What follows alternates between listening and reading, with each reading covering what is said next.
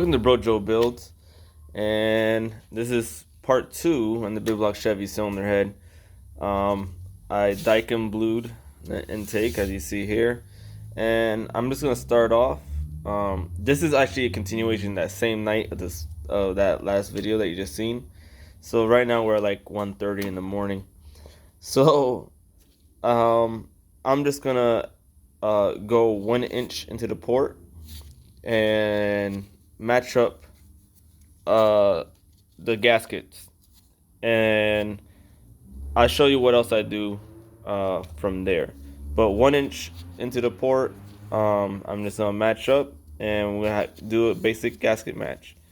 And the roof of the port, which is here, this is where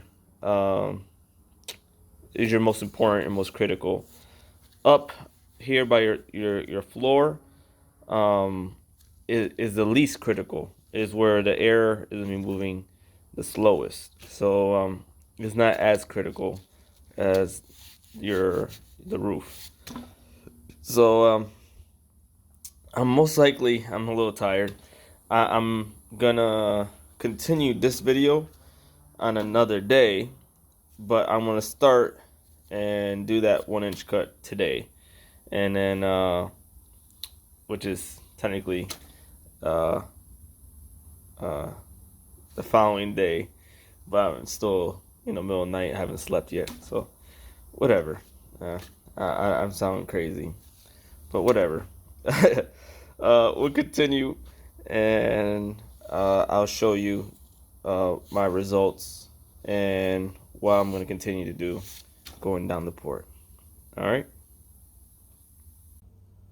Okay, maybe I just want to add this all into the first video, and I'll probably make another video explaining the mess of this video.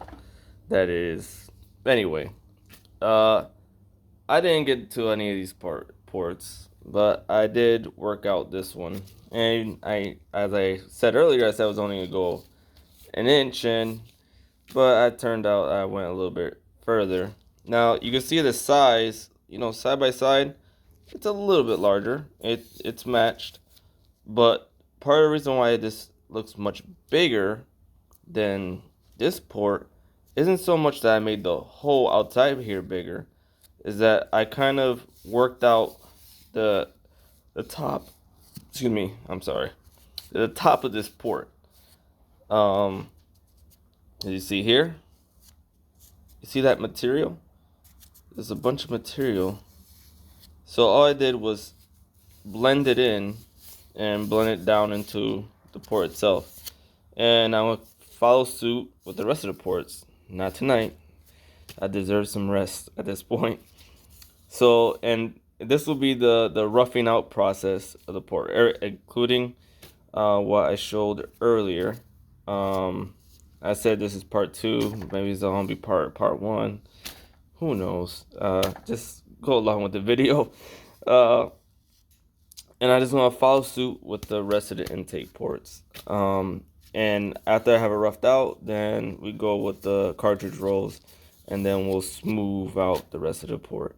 So not gonna go super crazy with again with porting these heads, but it will definitely, when I'm done, flow a little bit more.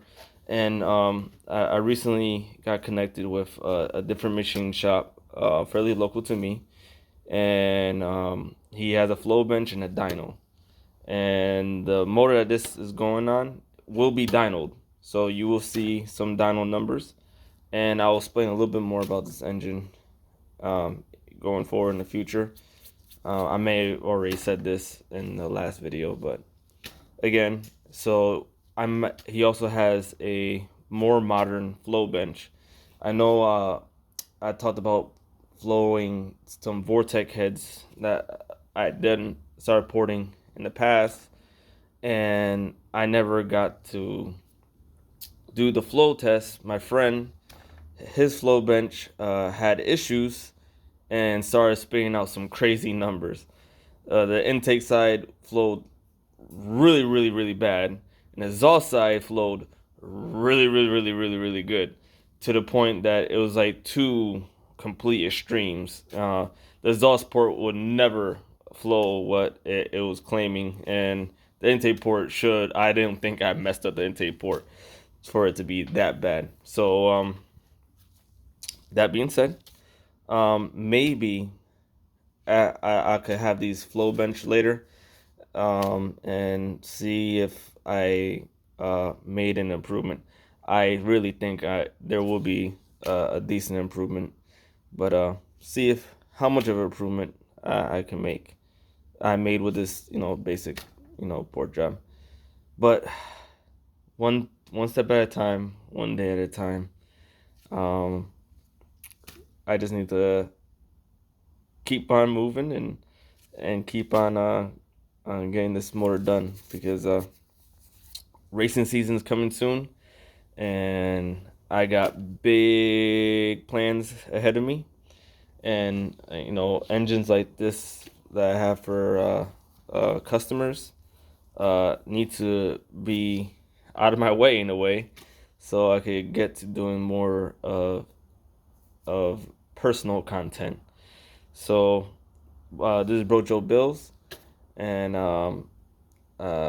thank you for like, share, and subscribing. If you haven't already, do exactly that. And I want to try to clip all this and make it look something decent of a video. Uh, we'll see how it turns out. If it doesn't look or sound and create, sounds choppy, or I jump back and forth a little bit, please forgive me. I will get back to recording with normal camera equipment, hopefully fairly soon. Thank you, guys. God bless.